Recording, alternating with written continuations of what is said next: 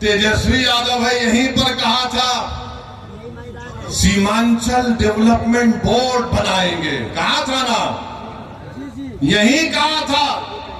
हमारी बात का यकीन कर लो। सीमांचल डेवलपमेंट बोर्ड कहां गया? हजम कर गए तुम उसको भी। जब वोट लेना आता है तो सब खड़े होकर झूठी बातें करते हैं। और क्या कहा था तेजस्वी ने कि हैदराबाद से ओवैसी आया, इसको बिरयानी खिलाकर भिजा दो। अरे तेजस्वी, तुमको कभी खाने की जरूरत पड़ गई तो हम अपने घर से भिजाने को तैयार हैं। बताओ, मगर तुमने सीमांचल की जनता का खाना छीन लिया, तुमने सीमांचल के गरीबों से इंसाफ नहीं किया। तुम तो डिप्टी चीफ मिनिस्टर बन गए, चाचा को मुख्यमंत्री बना दिए और खूब तुमने गुलाब जामुन खाए, खूब मलाई खाई, मगर सीमांचल की जनता परेशान है।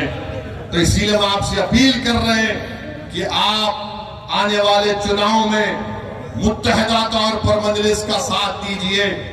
हम पिछले बार भी एक ही सीट पर लड़े थे, दूसरी सीट पर नहीं लड़े, तो कई सीटों पर बीजेपी जीत गई।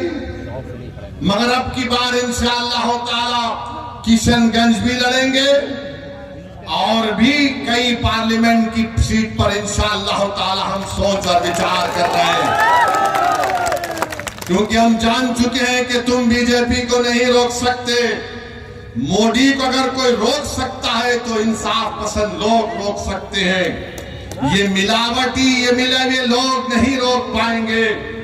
ये कभी भी किसी भी कीमत पर आपका सौदा कर जाएंगे। तो हम आपसे अपील कर रहे हैं कि अपने मुत्तहिद रहिए, मजलिस को मजबूत रखिए, क्योंकि मगरिब का वक्त भी होने जा रहा है।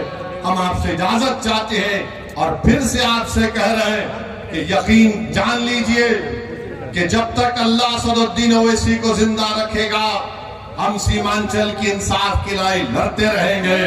तुम्हारे साथ नारा लगाइए, सीमांचल जिंदाबाद।